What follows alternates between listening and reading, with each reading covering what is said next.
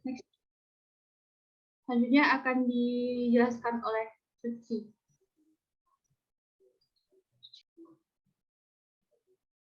Baik, terima kasih Umir. Selanjutnya kita tadi sudah membahas tentang fonem. Nah, dan kita akan membahas tentang morfem. Jadi morfem merupakan sebelumnya kata dan morfem itu merupakan dua unsur yang berbeda. Jadi cara membedakannya ini seperti di PPT kalau nomor 1 rumah itu bermandikan cahaya yang terdiri dari 4 kata. Sedangkan rumah itu bermandikan cahaya itu terdiri dari 6 morfem. Jadi kata itu merupakan unsur terkecil yang dapat berdiri sendiri dan berbentuk bebas dan dapat terdiri dari 1, 2, atau lebih morfem. Sedangkan morfem itu adalah satuan bentuk terkecil dalam sebuah bahasa yang masih memiliki arti dan tidak bisa dibagi lagi menjadi satuan yang lebih kecil lagi.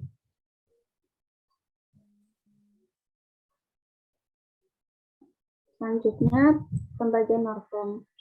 Jadi, ada beberapa pembagian morfem. Yang pertama itu ada berdasarkan posisi, yaitu ada morfem prefiks atau morfem awalan, contohnya itu seperti di, ber, me, ke, dan ter. Kemudian kalau morfem infiks atau sisipan, yaitu contohnya terletak di akhir kata, seperti L, R, M. Kemudian ada morfem sufiks atau akhiran. Ini ada di akhir kata. Maaf, tadi yang morfem sisipan berarti itu ada di antara satu kata. Yang contoh morfem akhiran itu ada kan, an, i. Kemudian ada morfem gabungan yang terletak di awal dan di akhir kata, yaitu beran, di-kan, dan me-kan. Kemudian ada morfem konfiks, yaitu beran dan ke-an. Kemudian bagian morfem selanjutnya itu berdasarkan fonem yang membentuknya. Terdiri dari morfem segmental dan morfem suprasegmental. Morfem segmental adalah morfem yang terdiri atas fonem-fonem konsonan dan vokal. Contohnya AI, AU, OI.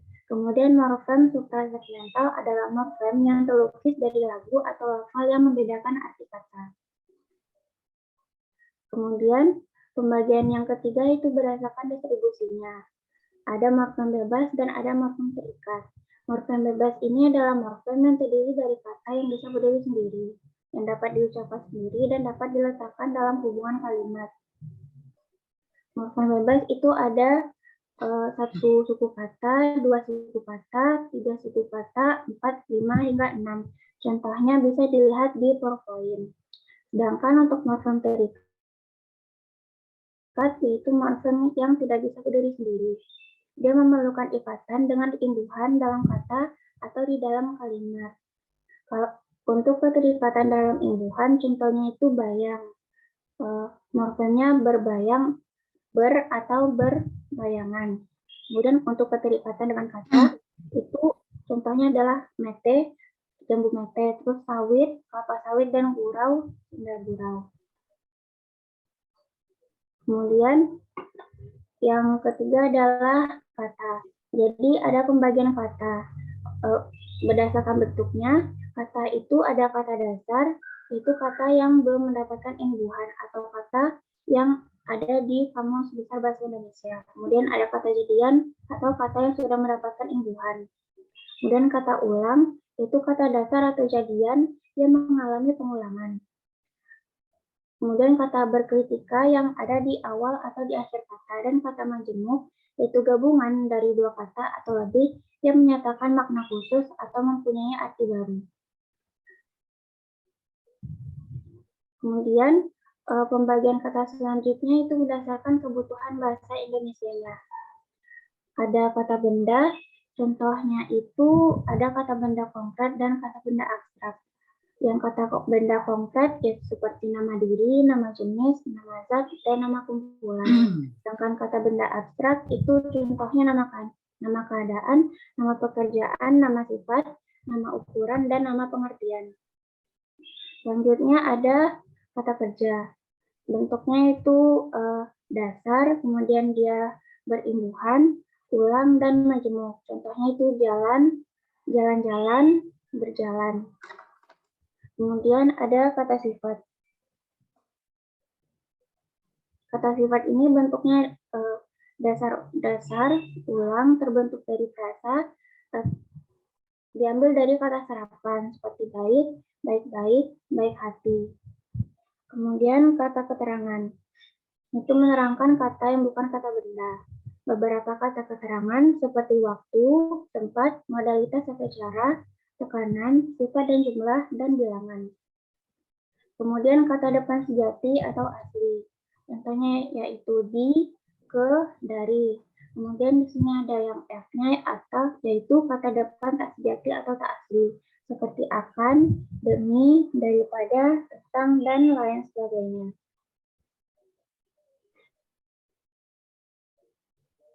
Kemudian ada yang terakhir yaitu kata ganti, yaitu kata yang menggantikan kata benda atau sesuatu yang dibendakan.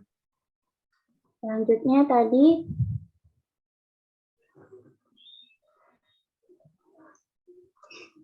ada juga kata ganti orang. Nah, kata ganti orang ini ada beberapa contoh, yaitu kata ganti orang satu tunggal, orang dua jamak, orang dua tunggal, orang dua jamak, orang tiga tunggal, dan orang tiga jamak. Untuk contoh-contoh kata gantinya bisa dilihat di PowerPoint. Kemudian ada kata ganti kepunyaan seperti aku, ku, mu, nya. Kemudian untuk kata ganti penunjuk, buku ini, atau murah itu. Kemudian ada kata ganti penghubung, yaitu kata yang menghubungkan suatu kata benda dengan sifatnya atau dengan kata yang menerangkannya.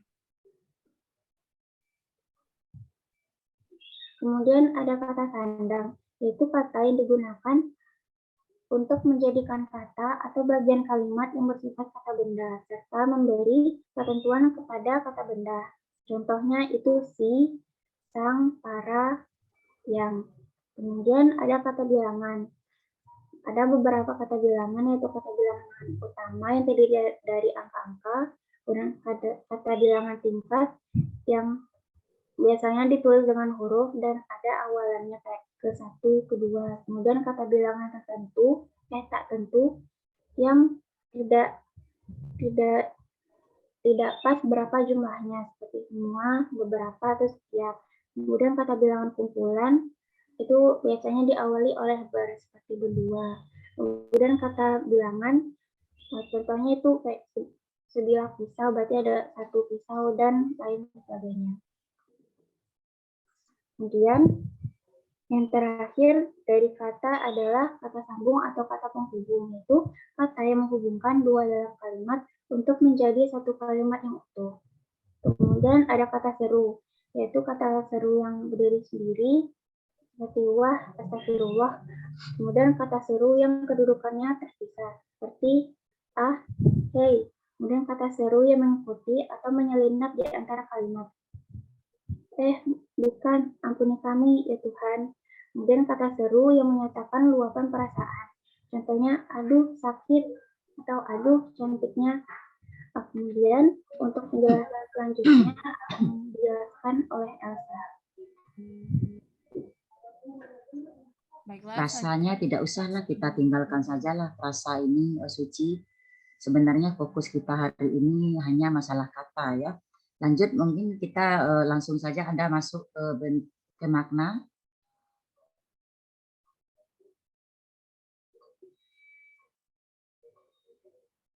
Atau bolehlah sekilas ya, silakanlah, silakan. Kalau Anda ingin juga menyampaikan frasa, boleh. Baiklah, selanjutnya frasa. Frasa adalah gabungan kata yang tidak melebihi batas fungsi. Cirinya yang pertama non-predikatif, bangsa Indonesia atau tidak sama dengan belajar bahasa Indonesia. Yang kedua, proses pemaknaannya berbeda dengan idiom. Siap tempur tidak sama dengan main api. Yang ketiga, Umi, suaranya kok jauh betul, Umi? Halo, Umi. Suara Umi terlalu jauh. Susah Ibu ditangkap. Baik, Bu.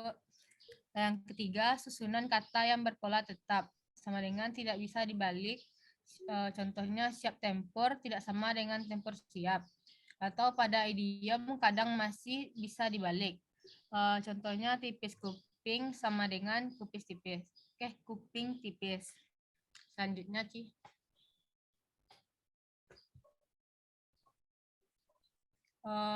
Yang selanjutnya jenis frasa.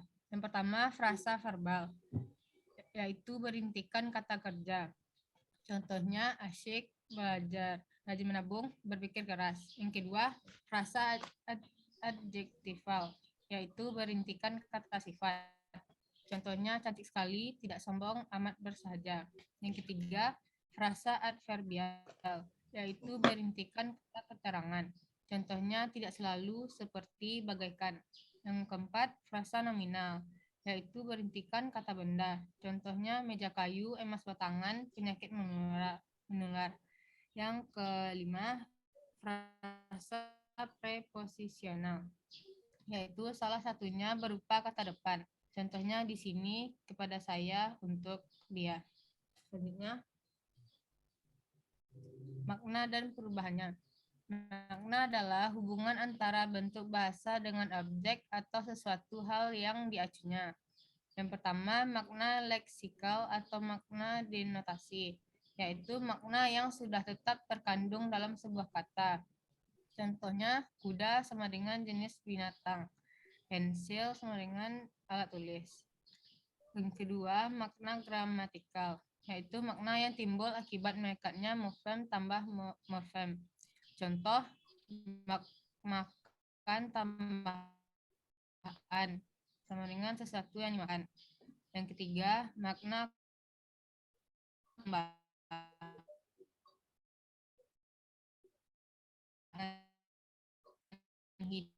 hina dan berdosa. Yang contoh kedua, besi sama dengan keras hati, kaku dan prinsip, gagah dan sebagainya. Selanjutnya, perubahan makna selanjutnya yaitu yang pertama, meluas, adalah cakupan makna sekarang lebih luas dari makna yang lama. Contohnya bapak, ibu, putra. Yang kedua, menyempit, adalah cakupan makna sekarang lebih sempit dari makna lama. Contohnya sarjana, pendeta, dan sebagainya. Yang ketiga, ameliorasi, yaitu makna baru disarankan lebih halus atau tinggi nilainya dari makna lama. Contohnya istri, nyonya, lebih baik dari bini. Yang keempat, peyorasia, yaitu makna yang muncul karena pertukaran tanggapan indera yang berbeda. Contohnya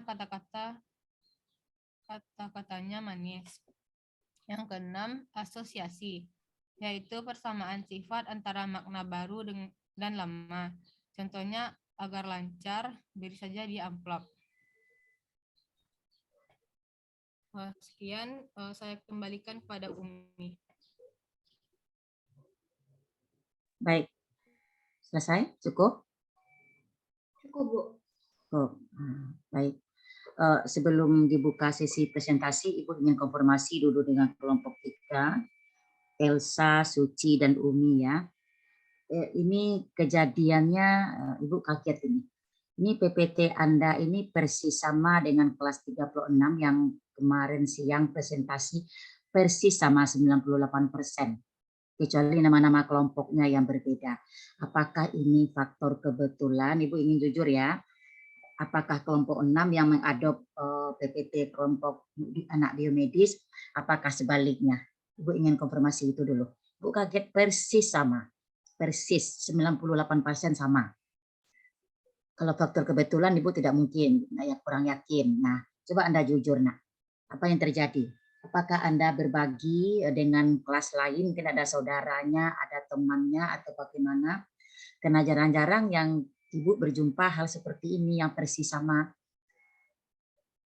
Sebenarnya pokok pembicaraan kita hari ini itu kita bertumpu tentang makna, bentuk, dan makna kata ya.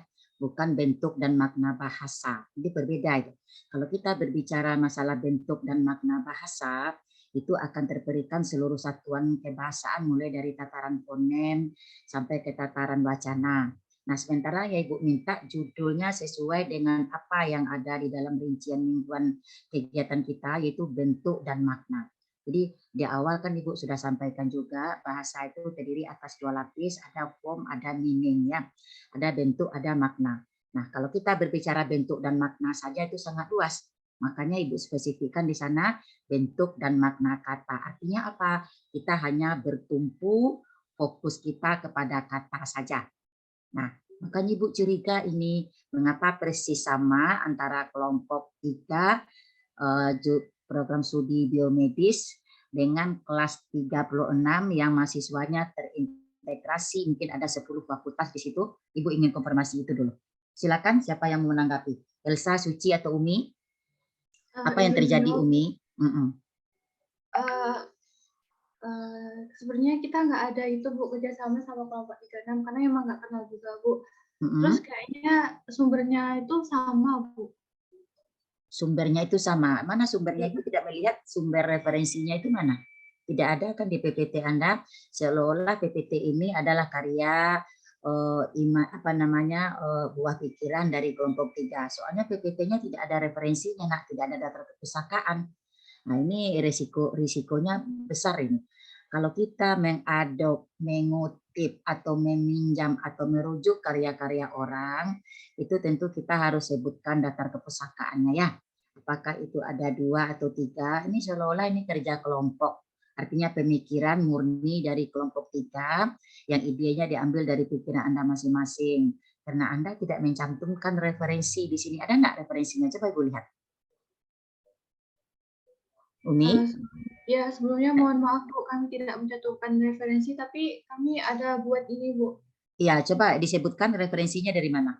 Suci, tolong saya screen. Coba nak, soalnya ini kalau faktor kebetulan kok bisa persis sama, itu ya Ibu bingung.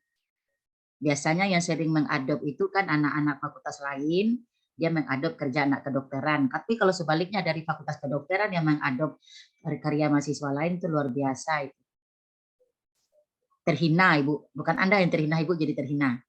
Coba dicantumkan, dilihatkan mana sumber kepustakaan yang diacu. Ada Ci. Minggu depan Ibu lupa mengingatkan, jadi setiap kelompok presentasi Anda harus menyebutkan sumber referensinya ya, kalau tidak itu plagiat itu nak. Kalau dikasuskan itu Anda fatal, hukumannya berapa tahun. Soalnya itu karya orang, coba Anda bayangkan berapa jerih payahnya seseorang menulis buku.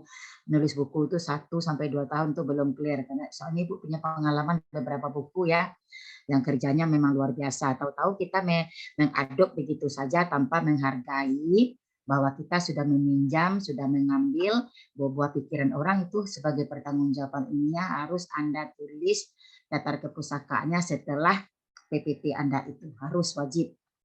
Nah, sekarang Ibu tanya, katanya mungkin karena kebetulan barangkali sumber rujukannya sama, bolehlah Ibu terima itu. Tapi apa sumber rujukannya diambil dari mana?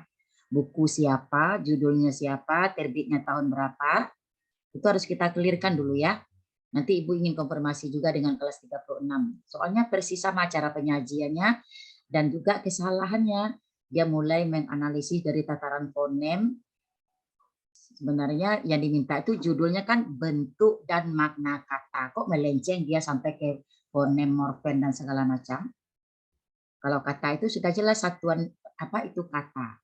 Kata itu adalah satuan bebas yang dapat berdiri sendiri. Kemudian bentuk-bentuk kata itu seperti apa?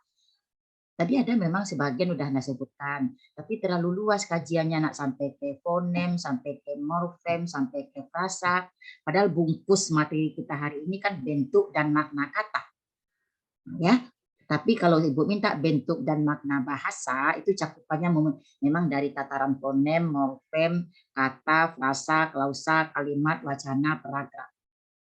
Itu satuan bentuk-bentuk bahasa ya. Karena bahasa itu aspeknya kan sangat luas. Mulai dari tataran terkecil sampai tataran tertinggi. Mana tataran terkecilnya fonem. Kan kita kalau berbahasa mulai dari huruf dulu kan, fonem. Nah, dari huruf itu dibangunlah beberapa huruf atau struktur huruf menjadilah sebuah morfem dan kata. Tapi yang Ibu minta topik kita hari ini bentuk dan makna kata. Kan sudah dibungkus itu, sudah sangat spesifik. Nah, mengapa Anda sampai membicarakan masalah fonem, morfem, frasa itu tidak kita tuntut dalam materi hari ini. Dan itu persis kejadiannya sama dengan kelas 36 kemarin. Juga begitu, dia mulai dari fonem, morfem, jenis-jenis morfem, kata, frasa. Padahal itu tidak ada dalam materi kita. Soalnya Anda kan bukan Fakultas Ilmu Budaya, hanya ingin untuk memperkenalkan bahwa bentuk kata itu ada kata berimbuhan, ada kata ulang, ada kata majemuk, ya, ada kata berimbuhan.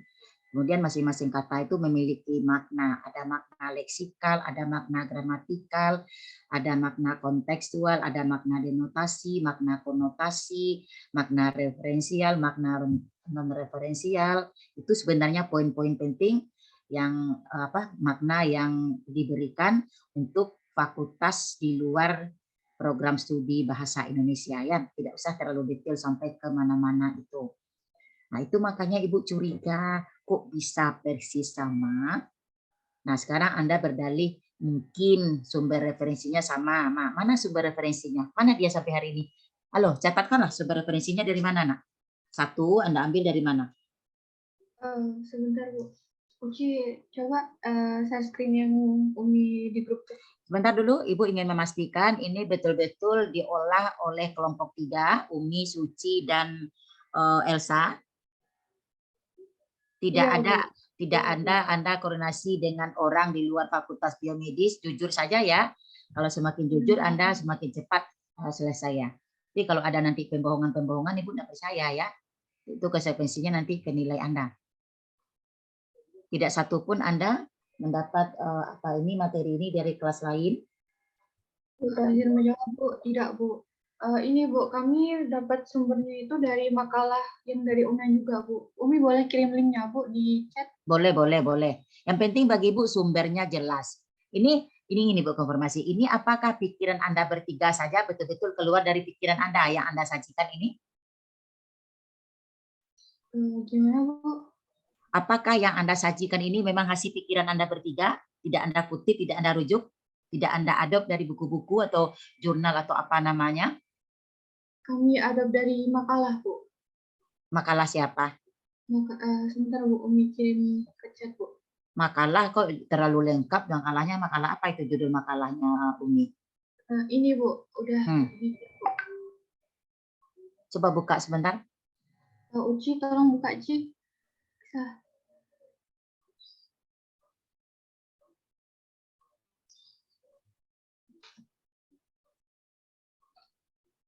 Mohon maaf ya, karena persis sama makanya wajar kan Ibu curiga. Tapi kalau memang Anda bekerja masing-masing tidak ada korelasi sama sekali, itu bisa dimaklumi lah. Mungkin bisa saja kebetulan sumbernya persis sama, dan mungkin Anda menggunakan hanya satu-satunya sumber itu ya. Tidak Anda kolaborasi dengan sumber-sumber yang lain. Coba Ibu coba di-share apanya sebentar, Nak. Ibu ingin kepastian saja. Coba di-share sebentar. Makalahnya itu makalah itu biasanya 3-4 lembar, kok makalahnya bisa sedetil itu ya. Biasanya satu makalah itu membahas satu objek yang spesifik. Tidak pernah satu makalah membahas satu keseluruhan, ada fonem, ada morfem, ada frasa, atau skripsi kali ya, atau tesis barangkali ya. Coba di-share sebentar, Umi. Sebentar, Bu. Masih loading, Bu.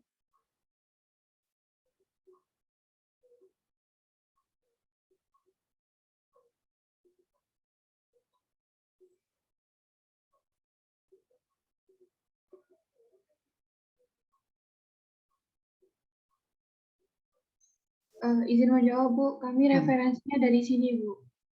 Ya. Ini, Bu. Dari referensi ini, Bu. Makalah siapa ini? Nak coba dilihat. Ini, Bu. Makalah bahasa Indonesia judulnya. Bentuk kan dan makna. kan Terus. Kan judulnya itu kan bentuk dan makna kata, Bu. Jadi ini itu referensinya dari sini semua gitu, Bu. Ada dari beberapa web yang lain, Bu. Jadi menurut kami ini materinya, Bu, gitu. Ini dari mana ini? Universitas mana? Ini dari pendidikan dokter, Bu. Soalnya 31 ini. Pendidikan dokter 2019. 18. Berarti Anda adopt dari situ semua? Iya, Bu. Ibu sudah menginfokan dari awal kalau Anda membuat sumber materi itu paling tidak dari tiga buku referensi. Nah, kemudian Ibu sampaikan bahwa referensi yang Anda ambil itu referensi yang ada di dalam RPS, kemudian bisa Anda perkaya dengan karya-karya atau buku-buku lain. Ini cara kerjanya kan juga tidak tepat, makanya terjadi kekeliruan kan. Nah, sekarang logika berpikirnya ya. Kalau judulnya bentuk dan makna kata, nah sekarang yang Anda sajikan dalam materi itu apa saja aspeknya? Ingat ya, judul kita adalah bentuk dan makna kata. Makanya Ibu berkali-kali mengingatkan di kelas lain, kalau di kelas biomedis kan baru kali ini ya. Kalau kita mengambil materi itu untuk bahan presentasi, Anda harus mengambil sumber primernya dari buku referensi yang sudah Ibu berikan di dalam RPS. Artinya apa? Buku itu sudah direkomended dan sudah ada ISBN yang bisa dipertanggungjawabkan. Nah, ini salah satu bukti. Akhirnya antara bungkus materi kita dengan apa yang Anda sajikan itu kan kurang apa ya? Kurang berkorelasi dia.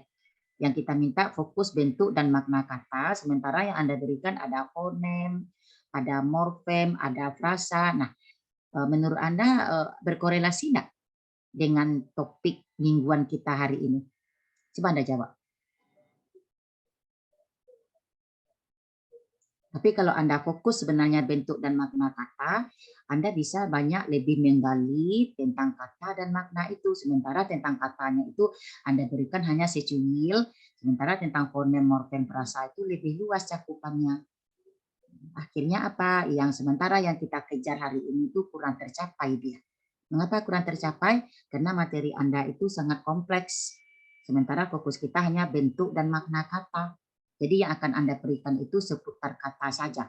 Apa contohnya ya? Kita akan berbicara apa itu kata. Kan? Sepatutnya kata adalah satuan bebas yang dapat berdiri sendiri dan memiliki makna ya. Itu kata ya. Nah, jadi kata itu macam-macam dia. Akhirnya sekarang kita bungkus lagi. Apa saja bentuk kata dalam bahasa Indonesia? Jadi bentuk kata itu ada kata dasar. Apa itu kata dasar? Kata dasar adalah kata yang masih murni, yang belum mengalami perubahan bentuk. Artinya dia belum ditambah dengan afik, belum diulang, artinya belum mendapat pengulangan, belum digabung menjadi dua buah kata ya. Nah, itu dia bentuk dasar, kata dasar. Jadi masih murni dia. Nah, kemudian kata dasar itu berdasarkan kategorinya dapat dibagi atas beberapa. Nah, jadi beberapa linguis menyebut ada 13 kategori kata, ada 11, tapi pada intinya itu sama. Apa itu yang 13 itu? Ada kata benda, ada kata kerja, ada kata sifat, ada kata bilangan, ada kata kata hubung, ada kata depan, ada partikel, ada kata sandang, ada kata tanya, ada kata seru, ada kategori fatis, ada 13 kata dasar itu ya. Jadi harus stepnya itu jelas, apa itu kata, apa saja bentuk-bentuk kata. Nah, kemudian dari bentuk kata itu, yang pertama tadi kan kata dasar. Kata dasar itu ada beberapa kategori ya. Nah, kata benda, apa ciri-ciri dari kata benda? Cirinya dulu. Setelah cirinya, misalnya kalau kata benda, dia tidak bisa diingkari dengan kata bukan. Itu salah satu cirinya ya. Misalnya, bukan saya yang datang pagi ini, melainkan teman saya. Tidak bisa kita ingkari nomina itu dengan tidak, oh tidak saya, tidak ibu, tidak ayah, tidak mahasiswa, itu tidak benar. Karena dalam konsepnya nomina itu bisa diingkari atau dinegatifkan dengan kata bukan. Salah satu ciri nomina. Kemudian kalau nomina itu bisa didampingi oleh preposisi. Ya, misalnya kata rumah, kan kata benda bisa didampingi dengan preposisi di rumah, ke rumah, dari rumah. Itu ciri-ciri nomina, ya. Kalau verba bagaimana? Verba dia bisa diingkari dengan kata tidak. Kalau kita menegatifkannya, dia bisa diingkari dengan kata tidak bisa dengan kata bukan. Tidak makan, tidak tidur, tidak mandi, tidak menulis, tidak belajar. Jangan Anda ingkari bukan belajar, bukan makan, itu tidak berterima, dia non accepted. Nah, apalagi ciri verba tidak bisa didampingi oleh preposisi. Tidak bisa kan dilari, kelari, dari lari, tidak bisa kan? Jadi masing-masing itu sebenarnya yang harus dibedah. Nah, kalau Anda fokus tentang bentuk dan makna kata saja. Nah, kemudian tadi sudah kata benda, kata kerja, kata sifat. Apa ciri-ciri kata sifat? Kalau kata sifat itu cirinya dia dapat didampingi dengan kata sangat, kata paling, kata kurang. Misalnya ganteng ya, ganteng itu Anda ragu ganteng apa kata sifat atau kata kerja atau kata benda, Anda uji ya. Bisa enggak dia diperluas dengan paling ganteng, sangat ganteng, agak ganteng, kurang ganteng, bisa Bu, berarti itu kata sifat. Apalagi, misalnya hitam, kurang hitam, agak hitam, paling hitam, sangat hitam, semua itu kan adjektif. Sepanjang dia bisa bervalensi dengan kata paling, sangat, kurang, agak, berarti dia berkategori kata sifat. Harusnya sampai ke situ. Jadi gampang cara mengujinya ya. Kemudian ada lagi kata bilangan ya. Kata bilangan bagaimana pula ciri dari kata bilangan? Bagaimana pula partikel, kata depan, ya kata hubung. Jadi kata hubung itu Anda pilih-pilih dia kata hubung itu banyak ya kan. Misalnya kata hubung itu ada kata hubung antar kalimat, ada kata hubung intra kalimat, ada kata hubung korelatif. Nah, mana yang kata hubung antar kalimat itu? Agar, karena, tetapi, jika, ketika, saat, walaupun, ya, dan sejenisnya. Mengapa dikatakan dia kata hubung antar kalimat, Bu? Karena dia menghubungkan klausa satu dengan klausa yang lain dalam kalimat luas atau kalimat majemuk. Itu kata hubung intra kalimat namanya. Nah, kata hubung antar kalimat dia menghubungkan antara kalimat yang satu dengan kalimat yang lain dalam satu paragraf. Apa itu contoh kata hubungnya? Oleh karena itu, koma. Oleh sebab itu, koma. Akan tetapi, ya. Meskipun demikian, meskipun begitu, oleh karena itu. Nah, jadi setelah kata hubung antar kalimat itu harus memakai tanda koma. Jadi salah satu tanda koma itu adalah untuk menandai kata hubung antar kalimat. Jadi dengan demikian, nah dengan begitu, koma, itu harus dia di awal kalimat letak posisinya, yang kata hubung antar kalimat itu. Ada lagi kata hubung korelatif. Apa itu? Yang digunakan dia secara berpasangan, kata hubung korelatif itu ya. Jadi dalam kalimat dia digunakan couple, dua, nggak bisa satu. Apa contohnya? Antara berpasangan dengan dan. Misalnya Widya duduk antara Suci dan Umi misalnya ya. Tapi kalau Anda katakan Widya berdiri antara Suci dengan Umi, itu salah penggunaan kata hubungnya. Soalnya pasangan yang benar itu antara berpasangan dengan dan. Kemudian tidak hanya berpasangan dengan tetapi. Ya. Baik berpasangan dengan maupun. Baik saya maupun. Kalau tidak hanya berpasangan dengan tetapi. Itu sebenarnya yang dibedah. Nah, makanya kalau Anda fokus ke masalah kata, tapi karena fokusnya bercabang-cabang, ada fonem, ada morfem, sementara yang fokus kita sebenarnya terabaikan dia. Begitu.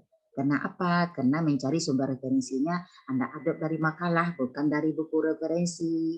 Maka boleh Anda adop, saya tidak melarang, tapi itu bukan sumber referensi utama. Jadi referensi yang sudah diberikan dalam RPS itu adalah referensi yang bisa merepresentasikan nanti materi-materi yang sesuai dengan materi ajar atau bahan ajar yang ada di RPS itu, yang sudah dirancang dalam kegiatan rincian mingguan itu. Nah, akhirnya kan agak keliru jadinya kan. Kalau Anda fokus ke situ, itu bisa kita kejar. Jadi pengetahuan Anda seputar kata itu agak komprehensif. Soalnya kata itu sangat banyak. Itu baru kata dasar tadi baru kan. Ada kata bilangan kan. Nah kata bilangan itu ada lagi macam-macam. Ada kata bilangan pecahan, ada kata bilangan bulat kan. Ada kata bilangan bertingkat. Yang bulat itu mana dia? Ya yang 1, 0, 1 juta, 2 juta itu kata bilangan bulat kan. Dan pecahan itu ya setengah, 0,5, boleh juga 1/4, 0,25, 1/3, 1/7, 1/9 itu kata bilangan pecahan. Ada lagi kata bilangan bertingkat. Apa itu? Kedua, ketiga, keempat, kelima. Ada kata bilangan tak tentu. Apa itu yang tak tentu tuh? Misalnya beberapa ribu kan tidak pasti kan? Beberapa ribu, beberapa juta atau sebagian. Nah, itu termasuk kata bilangan tak tentu karena jumlahnya itu tak takrif. Nah, ada lagi kata bilangan takrif, ada bilangan tak takrif. Jadi kalau Ibu jelaskan tidak cukup waktu kita agak 1 bulan. Jadi kalau Anda yang mengajikan, kemudian Ibu mengulas, nanti kita bertemu ya, titik temunya. Masalah kata sandang, kata depan itu sudah kita bicarakan ya pada lingkup IEB, itu bisalah Anda terbantu. Tapi masalah kata-kata tadi, kata benda, kata kerja, kata sifat, kata bilangan, nah itu harus kita bedah sebenarnya. Itu baru poin 1 tadi kan. Nah yang kedua bentuk kata itu apa? Ada kata berimbuhan. Apa itu kata berimbuhan? Kata-kata yang dibentuk dengan proses imbuhan, hasilnya itu disebut dengan afiksasi. Nah, imbuhan itu banyak. Anda jelaskan itu. Imbuhan itu ada berupa awalan, ada akhiran, ada sisipan, ada konflik, ada imbuhan gabung ya. Nah, apa bedanya antara konflik dengan imbuhan gabung? Kalau awalan pasti Anda sudah paham. Posisinya di awal kalimat, di awal kata ya. Nah, ada akhiran itu di tengah, di akhir, sisipan di awal. Nah, kalau konflik dan imbuhan gabung apa bedanya? Itu sampai di situ harusnya dibedah. Jadi berbeda ya kalau imbuhan gabung, proses bergabungnya secara bertahap. Apa contohnya? Kata pakaian. Kata dasarnya pakai kan. Kemudian dia mendapat proses penamaan akhiran pakaian. Kemudian mendapat awalan ber terbentuk kata berpakaian. Jadi prosesnya bertahap. Tapi kalau konflik berbeda, proses bergabungnya dengan kata dasar sekaligus atau serentak. Apa contohnya? Kata keadilan ya. Kata dasarnya kan adil. Tidak bisa dibentuk bertahap, dia adil mendapat adilan, kemudian mendapat keadilan, tidak bisa. Karena prosesnya itu ke dengan an itu secara bersama-sama bergabung dengan kata adil. Nah, proses pembentukan imbuhan yang seperti itu disebut dengan konfiks. Di proses bergabungnya imbuhan dengan kata dasar secara bersamaan, bukan bertahap. Itu bedanya antara imbuhan gabung dengan konflik. Nah, kemanusiaan, keadilan, ketuhanan, prosesnya bukan Tuhan ditambah an, Tuhanan nggak bisa kan? Atau Tuhan tambah ke Tuhan. Jadi prosesnya itu sekaligus ya. Itu bedanya antara konflik dengan imbuhan gabung. Tapi kalau berpakaian, melarikan, menuliskan, prosesnya bertahap. Melarikan, lari, tahap pertamanya ditambahkan larikan, kemudian tambah dengan me ya, melarikan. Jadi prosesnya itu berjenjang. Ya, gitu ya kira-kira. Nah, kemudian apa lagi? Imbuhan itu banyak dia kan? Awalan saja ada mungkin 20. Sisipan ada 10, akhiran ada 15 atau ada 4 ya. Konflik ada berapa? Secara global itu harusnya Anda bahas. Nah, kemudian kata ulang. Apa itu kata ulang? Kadang-kadang kan kita menyamakan saja antara kata ulang dengan bentuk ulang. Sebenarnya berbeda. Kalau bentuk ulang itu tidak ada kata dasarnya. Dia tidak memiliki kata dasar. Kalau kata ulang, proses pembentukannya dengan mengulang kata dasar. Contohnya lari-lari itu terbentuk dengan mengulang kata dasar lari. Tapi kalau ada kata kunang-kunang, ada kata kura-kura, ada kata biri-biri, ada kata apa lagi ya, layang-layang, itu bukan kata ulang karena tidak ada kata dasarnya. Kan tidak ada kan selama ini, oh saya melihat kunang, bisa kan? Di kunang-kunang itu tidak ada bentuk dasarnya. Artinya dia bukan tergolong ke dalam kata ulang. Karena apa? Karena konsep kata ulang itu adalah kata yang dibentuk dengan proses pengulangan kata dasarnya. Rumah-rumah apa kata dasarnya? Rumah. Rumah dia secara potensial dapat berdiri sendiri dan memiliki makna. Sementara kunang-kunang, kupu-kupu kan tidak ada kan, oh saya melihat kupu. Nggak ada. Saya beli layang, nggak ada kan?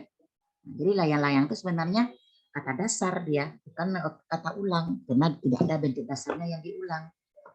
Nah, kemudian kata majemuk.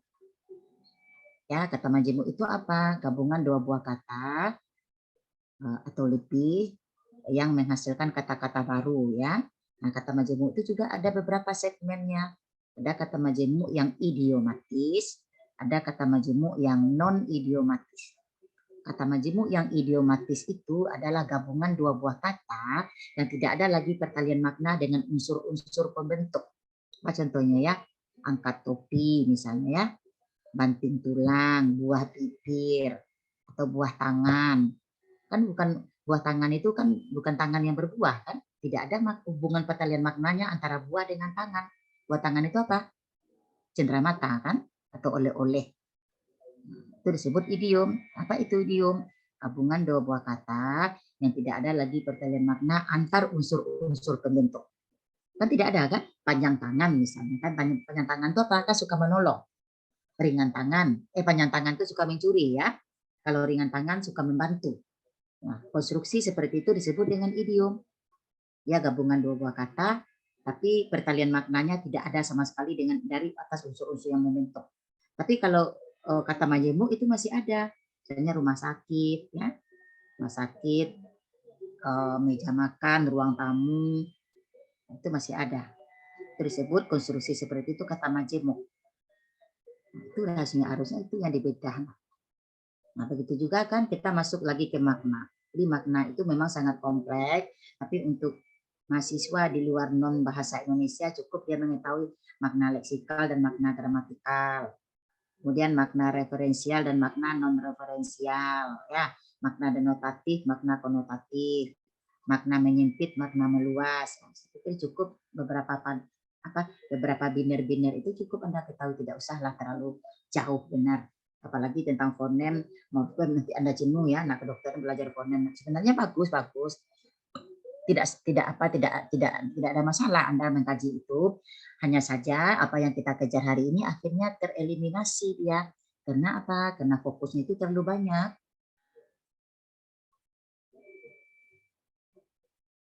Jadi Anda hanya mengadop saja dari makalah-makalah yang sudah ada ya. Ini tugas-tugas mahasiswa juga ini saya pikir ya. Tugas mahasiswa Anda adop lagi 1%. Tidak Anda tambah juga dengan yang lain ya. Nah, kemudian yang saya curigai, kok fakultas lain bisa juga dia mengadop ini ya. Tapi saya akan belum sempat konfirmasi ini dengan kelas 36 ya, nanti saya konfirmasi juga. Baik, saya kembalikan ke Anda kelompok 2, kelompok 3 mungkin kita buka sesi diskusi dulu. Silakan kembali ke Anda, Umi. Baik, Bu. Ini pakai tanya jawab, Bu. Kita diskusi dulu, kita buka sesi diskusi. Baik, kepada teman-teman yang mau bertanya, bisa raise hand atau langsung ngomong. Ditutup, di apa ini dulu apa, Umi? Ditutup dulu share-nya, share screen-nya. Bu.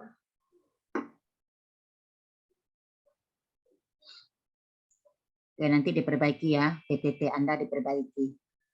Anda cari, tambahkan nanti apa yang Ibu sampaikan. Jadi fokus saja kita ke bagian kata, tapi kata itu betul-betul Anda bedah ya. Anda Anda uraikan secara rinci. Tentang fonem, morfem tadi saya pikir tidak terlalu penting untuk Anda ya. Baik, silakan. Kelompok 3 kita presentasi diskusi. Buka dulu satu sesi untuk termen pertama. Baik, kepada teman-teman yang ingin bertanya bisa raise hand atau langsung ngomong.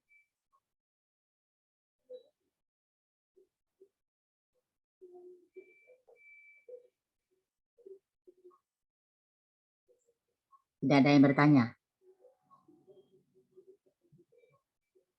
Halo, kita kan presentasi. Nah, kalau presentasi tentu ada sesi diskusi. Yang namanya presentasi itu apa?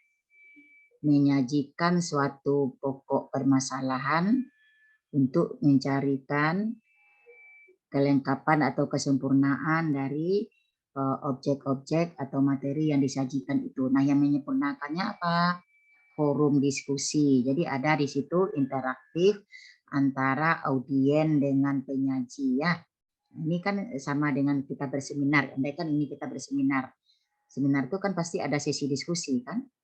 Karena apa? Karena ada materi, ada penyaji, ada narasumber. Nah, silakanlah ada audien. Kita ibaratkan kan seperti itu. Tapi kalau tidak ada diskusi nanti bagaimana? Atau Ibu saja yang menjelaskan. Itu namanya bukan presentasi namanya kan. Kalau dalam presentasi tentu ada sesi diskusi, ada interaktif.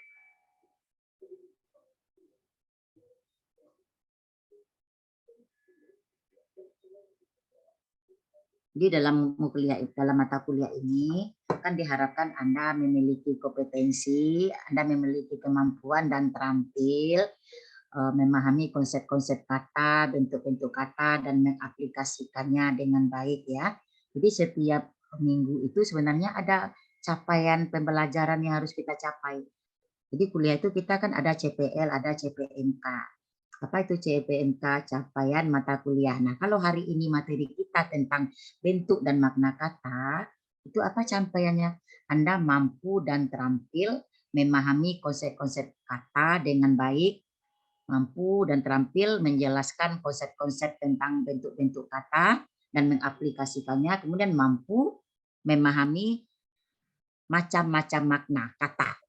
Itu dia yang diharapkan dari CPMK kita. Jadi setiap materi itu ada CPMK-nya. Bukan hanya sekedar Anda kuliah, terus selesai, lepas, tidak. Jadi setelah ini kan diharapkan Anda bisa mengidentifikasi, oh ini kata dasar, ini kata berimbuhan, ini kata ulang, ini kata majemuk, ini idiom. Nah, kemudian bagaimana dia? Ini kata dasar, ini kata benda, ini kata kerja. Nah, ketika Anda gunakan dalam konstruksi kalimat, nah benar nak ini? Ya, benar nak ini sudah tepatkah posisinya? Kalimat itu kan bukan hanya kalimat informatif saja kan, kadang ada kalanya kalimat tanya, ada kalanya kalimat imperatif, ada kalanya kalimat ingkar, ada kalanya kalimat aklamasi, ada kalanya kalimat seru, ada kalanya kalimat faktis ya Anda ungkapkan itu. Jadi Anda paham untuk memilah-milah, oh ini benar ini benar nak kata ulang atau tidak.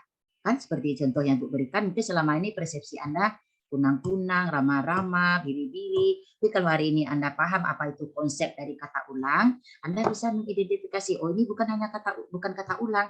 Karena apa? Karena proses pembentukannya bukan mengulang kata dasar. Kenapa? Karena kata dasar dari kata ini tidak ada. Soalnya kata dasar itu apa? Kata yang masih murni, yang masih bisa memiliki makna, dan secara dalam tuturan lepas dia bisa berdiri sendiri.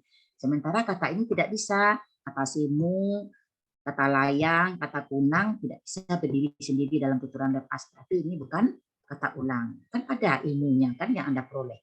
Begitu juga apa itu kata majemuk. Kalau selama ini Anda banyak menemukan kata-kata, ada kata-kata yang maknanya tidak ada lagi perkaliannya dengan unsur-unsur pembentuk, sementara itu produktif sekali ya. Kalau Anda baca koran, baca majalah, itu banyak sekali idiom-idiom itu sekarang yang bermunculan, idiom-idiom baru ya. Ada idiom itu yang unsur pembentuknya dari organ-organ tubuh. Ada kata tangan, ada kata hati, ada kata jantung ya, seperti jantung hati, buah hati, buah dada, ada panjang tangan, ada kaki tangan, ada tangan kanan. Itu kan dari unsur-unsur tangan kan? Kalau di kami di Fakultas Ilmu Budaya itu jadi skripsi mahasiswa. Jadi Anda memang setelah ini Anda mampu dan terampil memilah-milah itu dan bisa mengidentifikasi. Itu sasaran dari masing-masing mata kuliah itu. Makanya dibuatlah rincian mingguan itu. Yang rincian mingguan itu ada CPMK yang harus Anda capai. Bukan hanya lepas begitu saja, nak. Nah, kemudian berikutnya Anda belajar diksi. Apa CPMK-nya? Anda mampu dan terampil menggunakan diksi sesuai dengan konteks dan situasi penggunaan. Kapan Anda harus menggunakan kata mati, kapan Anda harus menggunakan kata gugur, kapan Anda harus menggunakan kata zona, kata area, kata lokasi, kata kawasan, kata wilayah. Semuanya itu kan berhubungan dengan tempat, berhubungan dengan proses dicabutnya nyawanya oleh malaikat. Tapi tidak semuanya bisa kita gunakan kata mati, kata mangkat, kata gugur, kata meninggal kan? Nah, itu dia. Ya. Jadi itu sasaran pembelajaran kita setiap pertemuan, setiap materi itu ada capaian yang kita peroleh. Ya, kembali ke Anda. Kalau tidak ada pertanyaan, baiknya kita tutup. Betul-betul tidak ada pertanyaan. Kalau tidak ada pertanyaan, saya menganggap clear ya. Anda sudah paham seputar makna leksikal, makna gramatikal, makna kontekstual. Sudah paham? Dah? Nah, ya belum, silakanlah nak. Kalau diskusi kan banyak nanti yang bisa kita gali. Kalau ibu saja yang menyajikan, tentu Anda nanti tidak terpikir jadinya kan. Kita kan, ibu ingatkan lagi, proses pembelajaran kita itu, metodenya itu adalah SCL. Rasanya ibu setiap minggu juga tidak diam kan, selalu ibu memberikan masukan, komentar dan segala macam. Tapi kalau Ibu saja yang merespon terus Ibu tidak bisa pula menggali Anda secara potensial, kemampuan Anda itu seputar itu bagaimana.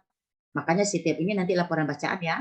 Anda harus masing-masingnya itu tugas mandiri. Setiap materi kuliah kita mingguan membuat laporan mandiri, laporan bacaan mandiri. Ya, silakan. Ada pertanyaan? Umi, pancinglah teman-teman Anda, Suci, Elsa, untuk bertanya. Baik teman-teman, ada yang mau nanya teman-teman?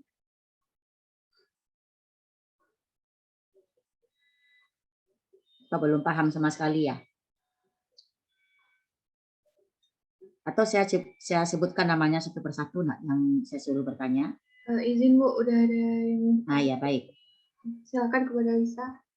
Baik Bu, sebelumnya perkenalkan nama saya Lisa Nasri Penaya dengan NIM 211347001. Sebelumnya saya ingin bertanya tentang apa perbedaan dan ciri-ciri dari bentuk kata gramatikal dan leksikal.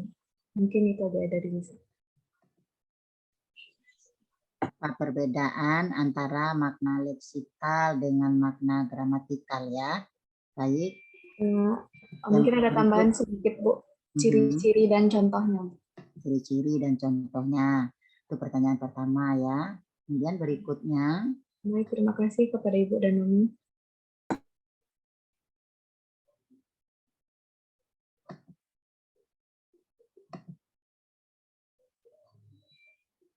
Tolong aktifkan videonya. Kalau enggak Ibu tunjuk nanti siapa yang bertanya ya. Kalau tidak ada yang menunjuk diri, Ibu akan menunjuk Anda. Pertama tadi pertanyaannya bagus. Apa perbedaan makna gramatikal dan makna leksikal? Tolong diberikan contoh. Bagus pertanyaannya, itu prinsip konseptual. Tadi siapa yang bertanya? Lupa. Tolong berita acaranya nanti jangan lupa ya Widya. Berita acara kuliah kita setiap minggu. Yang minggu kemarin sudah dikirim enggak, Wid? Notulen kegiatan kuliah kita minggu kemarin, Wid. Kan setiap minggu itu kata Ibu, salah satu kelompok membuat berita acara kuliah. Daftar hadirnya sekalian Anda buat dalam tabel, kemudian kelompok yang tampil, kemudian siapa yang bertanya, siapa yang menjawab, itu dicatat kata Ibu. Rasanya tiap minggu di awal sudah Ibu sampaikan dulu ya, rasanya. Ya Widya? Belum ya? Belum Bu. Masa belum nak? Mengapa pertemuan pertama dulu Widya kirim ke Ibu berita acara kuliah kita? Nah, kalau belum sudah ya, mulai hari ini tolong untuk berikutnya ya, Ibu tidak akan mengingatkan lagi. Biasanya anak kedokteran itu sekali diingatkan dia sudah di-record itu dengan baik. Jadi setiap kuliah dibuat berita acaranya. Jadi dalam berita acara itu Anda buat tabel nama-nama yang hadir, nama-nama seluruh peserta anak biomedis. Kemudian Anda buat supaya praktis di tabel itu minggu 1, minggu 2 sampai minggu 14. Tinggal kita ceklik centang saja minggu ke-1 siapa yang hadir, tapi ditulis seluruh nama. Anda kirim ke Ibu. Kemudian minggu berikutnya Ibu kirim itu yang khusus tabel itu Ibu kirim. Apa tujuannya supaya nanti jangan dimodif-modif itu daftar hadirnya yang tidak hadir nanti dibuat hadir gitu kan. Nanti Ibu akan sinkronisasinya di enroll-nya, di island, kemudian di screenshot, kemudian di berita acara mingguan itu. Nah, siapa yang tidak hadir, siapa yang hadirnya absennya lebih dari 3 kali kan Ibu gampang merekap. Itu tujuannya. Anda membantu Ibu juga. Soalnya mahasiswa ini banyak betul ya, kelas bahasa Indonesia hari ini 800 ya, hanya bahasa Indonesia. Anda bayangkan Ibu akan mengoreksi tugas, tapi jangan Anda katakan tidak dikoreksi. Insya Allah setiap semester berapapun jumlah mahasiswa itu Ibu koreksi semua. Belum lagi mata kuliah wajib, fakultas wajib, prodi, itulah tugas orang dosen itu luar biasa. Belum lagi anak bimbingan skripsi, anak PA, belum lagi rapat senatnya, penitia itunya, penitia ininya, segala macam. Jadi waktu kami itu dari pagi sampai malam itu untuk pengabdian sajalah. Ini hari ini tiap hari lah dari 7.30 itu sampai jam 10 malam nanti rapat ini malam terpaksa kami alokasikan rapat itu malam karena saking padatnya jadwal dari pagi sampai senja. Dah, Umi, Suci, Elsa, silakan. Tadi sudah ada satu pertanyaan. Berikutnya 3, paling tidak 3 lah. Di belakang si apa tadi? Halo? Ayo cepatlah, Nak. Ya, Bu. Ada yang mau nanya lagi, Bu? Silakan kepada Anes.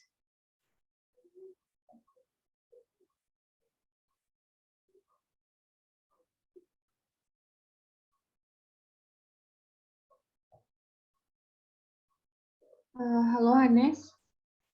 Ya,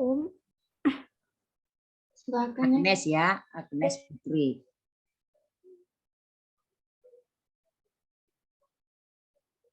Tadi yang pertama siapa yang bertanya? Lupa, maaf, lupa Ibu. Lisa, Bu. Hah? Lisa, Bu. Lisa ya, oh Lisa Sidikin ya.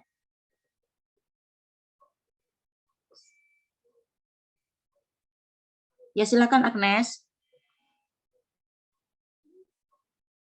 Kayaknya Agnes mengalami itu, Bu. Lagi susah jaringannya, Bu. Halo?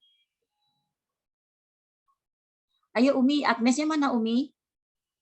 Agnesnya lagi gangguan jaringan, Bu. Sebentar ya, Bu. Oh, terus ada yang lain? Ada yang mau bertanya lagi, teman-teman?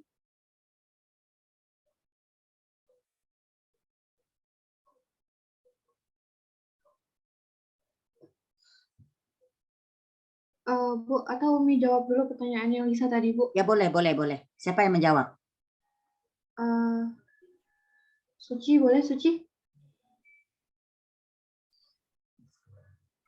Baik, ini jadi tadi pertanyaan Lisa itu tentang perbedaan dan ciri-ciri dari makna kata gramatikal dan leksikal. Jadi menurut kelompok kami makna leksikal yaitu makna kata yang belum mengalami perubahan bentuk. Jadi makna leksikal ini adalah makna kata yang berdasarkan di kamus. Nah, contoh makna leksikalnya itu seperti makan. Jadi kalau makna leksikal kata makan menurut KBBI itu adalah memasukkan makanan pokok ke dalam mulut dan mengunyah serta menelannya. Ya, jadi menurut kelompok kami makna leksikal itu makna yang sumbernya itu dari kamus UED. Nah, sedangkan kalau makna gramatikal itu adalah makna kata yang sudah mengalami proses perubahan yang sesuai dengan tatanan bahasanya. Contohnya itu ada tambahan ber. Nah, kemudian proses perubahan pada makna gramatikal ini, contoh lainnya seperti bentuk imbuhan, kemudian juga pengulangan, dan juga bisa yang lainnya. Nah, contohnya itu kata baju dan berbaju. Nah, sebelum mendapatkan kata imbuhan, kata baju ini mengandung makna leksikal yang tadi yaitu pakaian penutup badan bagian atas. Nah, tapi jika diubah ke makna gramatikal, yaitu misalnya ketika dia mendapatkan imbuhan ber, jadi berubah menjadi berbaju. Jadi makna gramatikal ini contohnya itu dia mendapatkan imbuhan. Jadi baju dan berbaju itu punya makna yang berbeda.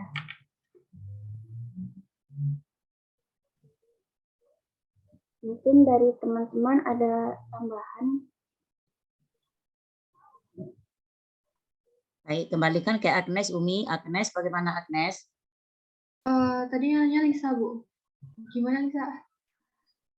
Udah cukup. Berarti kalau leksikal tuh lebih ke kata dasar dan gramatikal ada kata imbuhannya ya, Ci? Iya, benar-benar. Terima kasih, Ci. Baik, Ibu tambahkan sedikit apa yang disampaikan Suci tadi sudah benar ya, tapi ada yang harus dilengkapi. Tadi sudah disebutkan ada apa perbedaan antara makna leksikal dan makna gramatikal. Tolong berikan contoh kata, mana yang kata yang memiliki makna leksikal, mana kata yang mempunyai makna gramatikal ya. Sebenarnya Suci sudah memberikan definisi dan contoh dengan bagus. Ibu ingin sedikit menambahkan saja. Jadi makna leksikal tadi sudah disebutkan, makna leksikal itu Anda tahu asal katanya leksikon ya. Leksikon itu apa? Kata. Jadi makna leksikal adalah makna kata yang sesuai dengan apa yang ada di dalam kamus. Jadi makna yang sebenarnya ya. Makna yang sebenarnya itu makna kata apa? Makna kata dasar. Jadi seluruh makna leksikal itu adalah makna dari kata dasar. Artinya kata yang belum mengalami perubahan bentuk, itu semua makna yang belum mengalami perubahan bentuk itu dia mengandung makna leksikal. Belum mengalami perubahan ya. Jadi seluruh kata dasar itu memiliki makna leksikal. Apa itu makna leksikal? Makna yang sesungguhnya. Makna yang sesuai dengan referennya. Misalnya kata apa? Kata minum. Apa itu minum? Minum adalah memasukkan zat cair yang berupa bisa air putih, bisa susu, bisa teh ke dalam mulut, kemudian menelan kan. Kalau minum kan tidak perlu dikunyah. Tapi kalau makan memasukkan sesuatu ke dalam mulut, mengunyah lalu menelan. Samakah kata makan dengan makanan? Tidak. Karena makanan sudah mengalami proses perubahan bentuk. Sementara tadi makna leksikal adalah makna kata dasar yang sesuai maknanya dengan apa yang ada di dalam kamus. Nah, kalau makna gramatikal adalah makna kata yang sudah mengalami proses gramatikal, proses perubahan bentuk. Tadi sudah diberikan suci juga, misalnya kata rumah. Apa itu rumah? Rumah adalah bangunan bersegi 4, ada dinding, ada atap, ada jendela, ada lantai yang dihuni oleh orang atau manusia. Itu makna apa itu? Makna leksikal. Samakah makna rumah dengan kata serumah? Tidak. Kalau serumah artinya satu rumah. Jadi serumah itu adalah makna gramatikal. Makna kata yang sudah mengalami proses perubahan atau penambahan. Apa itu perubahannya? Kata dasar diberi imbuhan. Jadi kata dasarnya maknanya leksikal. Setelah dia mendapat imbuhan, dia berubah maknanya menjadi gramatikal. Begitu juga dengan kata ulang. Jadi bukan kata berimbuhan saja yang mengandung makna gramatikal. Seluruh kata yang sudah mengalami perubahan bentuk dari kata dasarnya. Jadi kata ulang, kata majemuk, kata berimbuhan, maknanya itu sudah makna gramatikal. Misalnya kata rumah. Samakah makna rumah dengan rumah-rumah? Tidak. Rumah-rumah dia sudah mengalami proses perubahan. Apa itu? Sudah mengalami pengulangan bentuk. Kata dasarnya sudah diulang. Apa kata rumah-rumah? Tergantung konteks. Bisa jadi berarti rumah-rumah itu adalah benda yang berwujud seperti rumah. Bisa jadi rumah-rumah itu menyatakan makna jamak. Ya, sesuai dengan konteksnya. Jadi makna kata ulang itu ada yang lebih tepat itu dia dalam konteks. Misalnya ada kata kuda ya. Kuda itu apa? Kuda adalah binatang berkaki 4 yang bisa untuk menarik dokar. Kalau kuda-kuda apa maknanya? Berbeda lagi kan? Kuda-kuda itu benda yang menyerupai kuda. Atau dalam konteksnya bisa jadi dia bermakna jamak. Ya, banyak kuda kan? Kuda-kuda yang ada di Brastagi itu badannya besar-besar. Jadi kuda itu bukan yang menyerupai kuda, tapi banyak ya, lebih dari satu. Itu tergantung konteks. Nah, makna kuda-kuda di sana adalah makna gramatika karena dia sudah mengalami perubahan.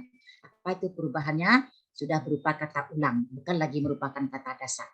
Jadi berbeda ya antara makna leksikal dengan makna gramatikal. Kira-kira paham ya semuanya? Beda antara makna leksikal dengan makna gramatikal. Nabil, Agnes, sudah paham perbedaannya dan contohnya? Insya Allah paham, Bu. Nah, baik. Ada lagi pertanyaan berikut? Mohon maaf sebelumnya Ibu, tadi Anda kelempar jadi nggak baca pertanyaan. Sudah sudah diambil alih oleh teman Anda. Jadi artinya memang Anda harus memahami, jangan sudah kuliah bahasa Indonesia makna gramatikal saja Anda tidak paham, nanti apa gunanya? Jadi nanti apa kemampuan yang Anda miliki? Anda bisa membedakan konsep makna leksikal dan makna gramatikal dan Anda sekaligus bisa memberikan contoh. Jadi ini dia maknanya. Jadi seluruh kata dasar itu maknanya adalah makna leksikal. Tapi apabila kata dasar itu sudah mengalami afiksasi, reduplikasi dan pemajemukan, maknanya bukan makna leksikal lagi, tapi makna gramatikal ya. Saya kembalikan lagi ke Umi, silakan. Mungkin ada pertanyaan lain dari teman Anda. Baik Bu, persilakan kepada Agnes.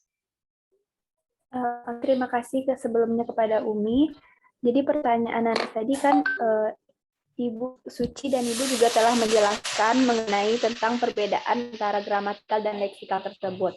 Nah, di masa SMA kita juga telah belajar tentang makna denotasi dan konotasi itu, Ibu. Nah, pertanyaan saya itu apa perbedaan antara denotasi dan konotasi dengan gramatikal tersebut, makna gramatikal tersebut. Kan tadi gramatikal yang telah mengalami perubahan bentuk karena diberi imbuhan atau kata itu yang menjadikan perubahan makna di sana, itu yang gramatikal tadi kan. Sedangkan leksikal itu yang kata dasar saja. Sedangkan dari beberapa sumber juga mendapatkan bacaan itu makna negatif juga makna apa adanya atau yang tidak mengalami penambahan makna mengalami penambahan makna gitu. Seperti itu. Jadi apa perbedaan denotatif dengan gramatikal tersebut? Terima kasih Ibu dan Umi sebelumnya. Ya, pertanyaannya ke Ibu, apakah kelompok 2 atau kelompok 3, Agnes? Pertanyaannya ke kelompok 3, Ibu. Jadi nanti kalau baik, silakan. Silakan apa? Kelompok 3, ada lagi satu lagi pertanyaan? Waktu kita sudah habis sebenarnya ya. Baik, silakan dijawab kelompok 2, kelompok 3, pertanyaan si Agnes. Dari satu sisi ada makna gramatikal, pasangannya leksikal, ada denotatif, konotatif. Sementara denotatif itu kalau kita lihat maknanya hampir sama dengan leksikal, begitu ya Agnes ya? Iya Bu. Nah ya, jelaskanlah apa kelompok 2 ada yang bisa menjawab. Sebentar ya Bu.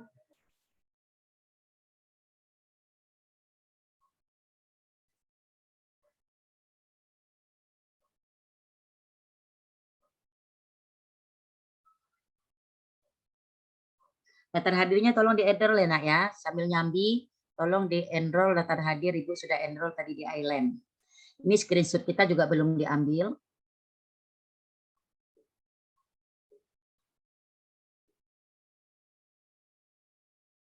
Baik, pertanyaannya bisa dijawab oleh Elsa. Kepada Elsa dipersilakan.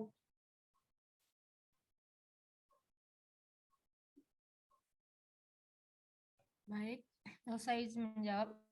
Halo Elsa, ini sinyal si Elsa, sinyalnya agak itu ya, agak jelek barangkali ya. Elsa suaranya bisa agak di itu lagi Elsa? Iya Bu. Ya. Sudah jelas Bu. Agak kurang jelas atau Ibu mungkin sinyal Ibu yang bermasalah. Anda bisa mendengar nggak dengan bersih suara Elsa nak? Saya menjawab Bu, enggak Bu. Nah ya kan. Elsa sekarang posisinya di mana Elsa? Di kampus? Lagi di kos Bu. Masih di kos. Kok anak kedokteran masih di kos? Kuliahnya nanti ada kuliah lagi ya siang? Nanti siang? Baik Elsa, silakan Elsa, suaranya kurang bagus. Cari posisi Elsa. Baik Bu, Elsa. Tambah hilang suara Elsa. Ya. Halo Elsa. Halo Bu. Udah jelas Bu? Belum.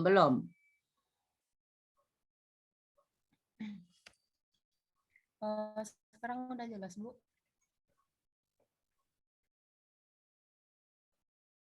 Baik, mungkin Ibu bantu saja menjawabnya ya, karena si Elsa suaranya susah, mungkin jaringan.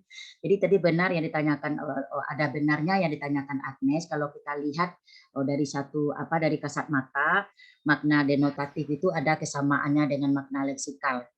Ya, memang ada kesamaannya, tapi nanti yang harus kita pilah-pilah itu pasang-pasang binernya, dia akan punya posisi biner itu masing-masing.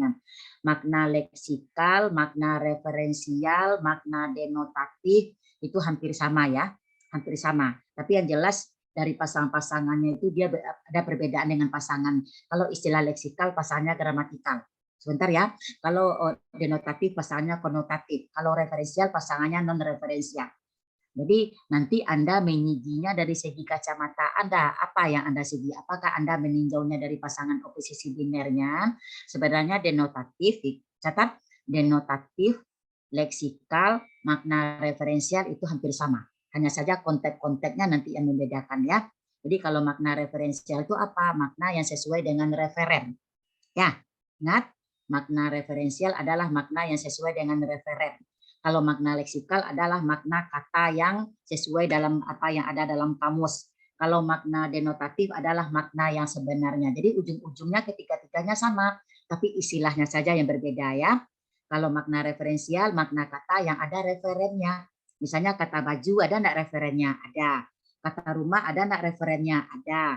Kata lari ada enggak referennya? Ada. Nah, ada pasangannya apa? Makna non-referensial. Apa itu makna non-referensial? Makna kata yang tidak memiliki referen.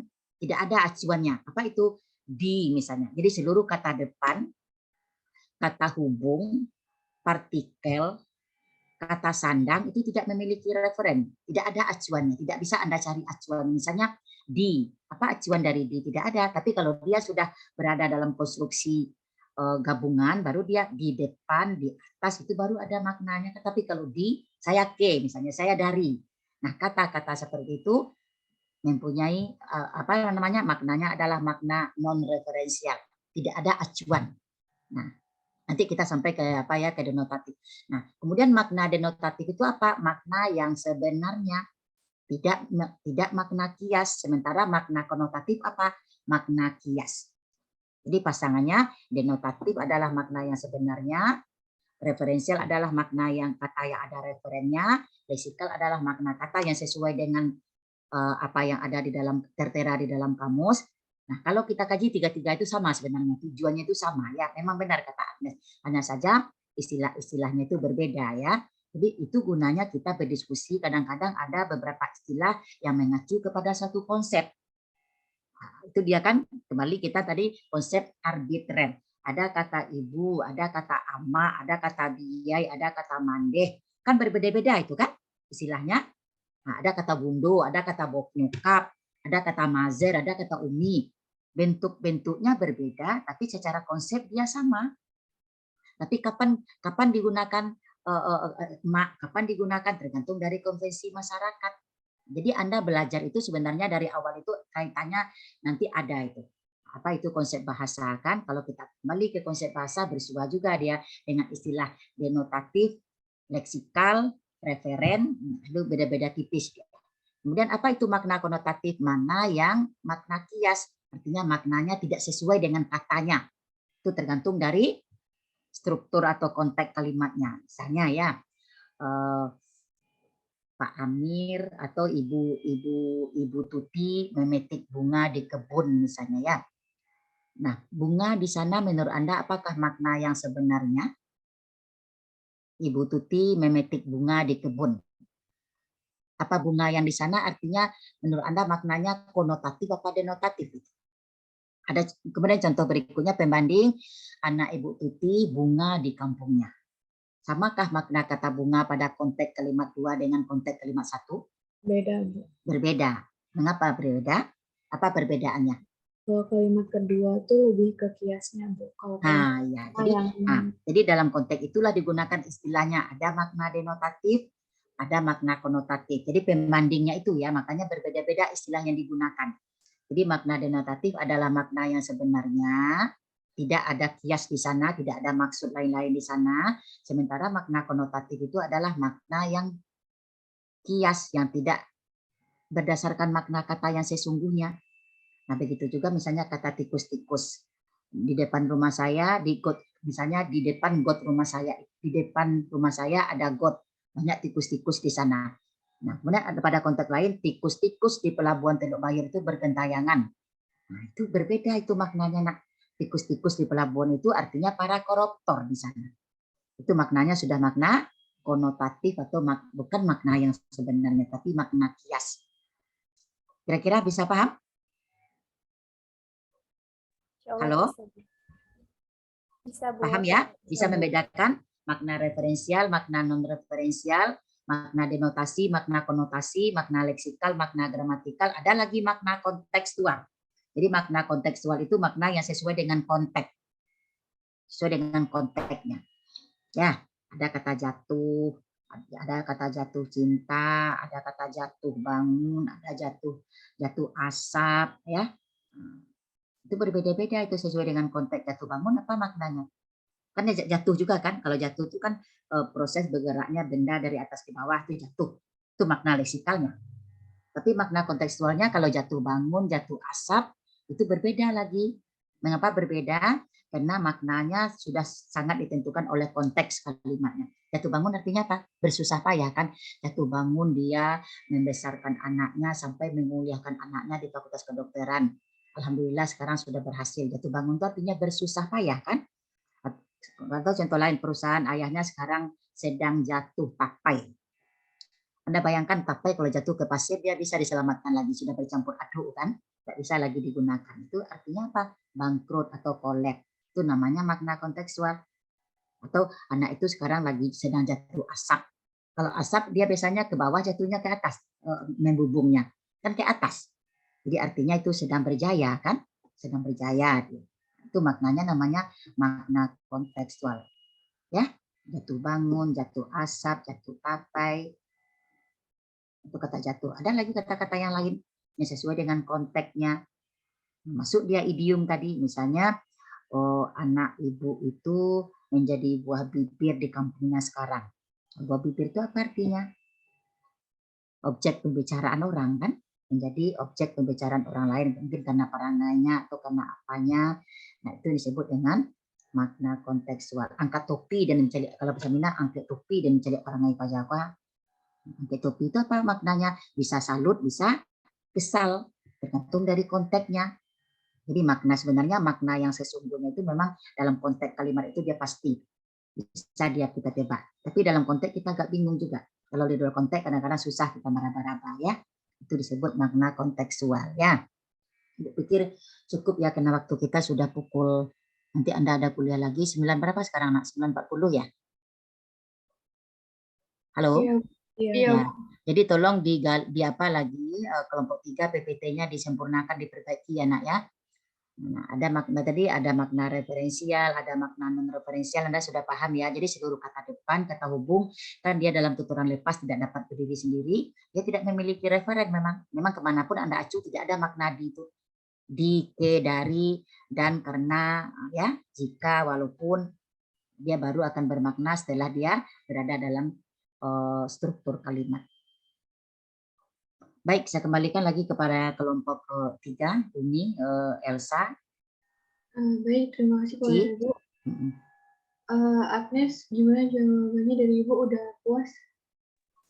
Alhamdulillah puas, insya Allah. Terima kasih Ibu. Terima kasih Om. Agnes, langsung Om tutup aja Bu. Ya silakan Anda ditutup dulu untuk sesi sesi kelompok 3.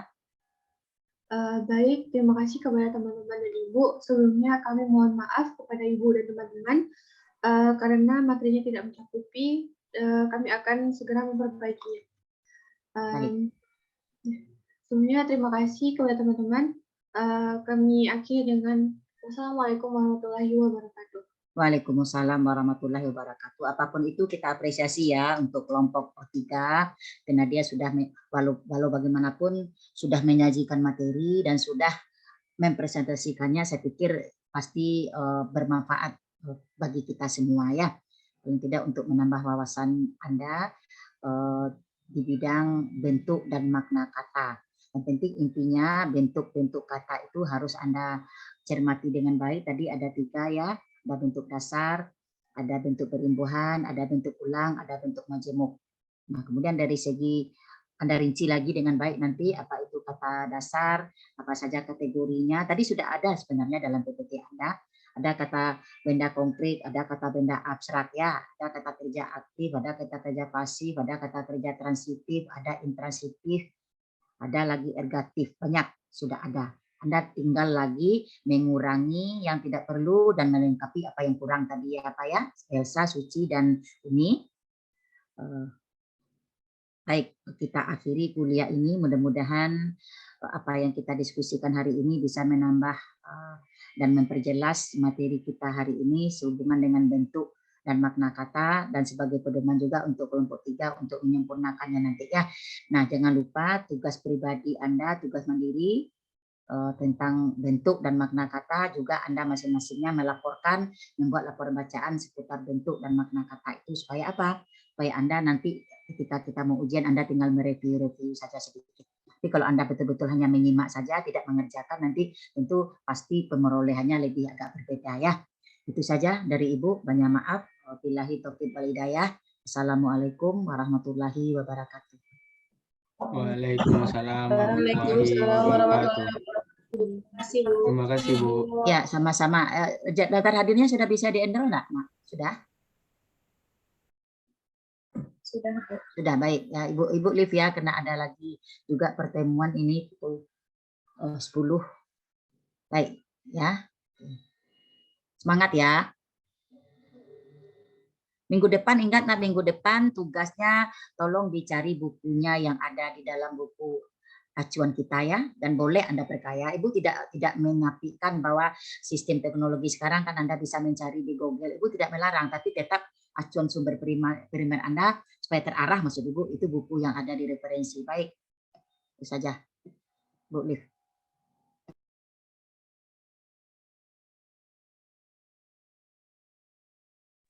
Teman-teman, bagi yang belum tugas bahasa Indonesia, tolong disegerakannya, teman-teman. Terima kasih.